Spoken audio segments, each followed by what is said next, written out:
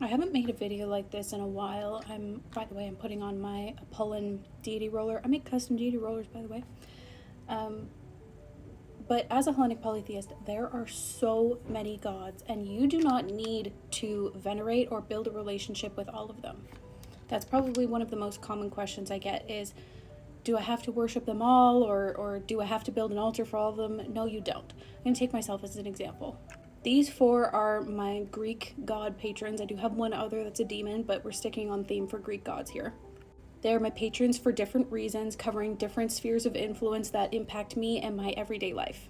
They are essentially the focal point of my worship and my practice. However, I have built Charis, which is reciprocity, goodwill, and a beautiful relationship with many others. These are the list of the various different ones that are either an active role in my practice or kind of come and go in my practice, but I still have built a great relationship with. And the others are ones that I have worshipped either during festivals or for rituals or have honored in some way, form, or fashion. And this doesn't even cover all the various different gods and goddesses that exist within the Greek pantheon alone, not even taking into account other pantheons if you're a polytheist or a pagan that extends beyond just one pantheon. A really interesting observation I've noticed, because I do share various different rituals and the altars that I've built for the gods, is that if I show an altar with one god or goddess on it, or a ritual with one god as the focal point, I don't get any questions about it.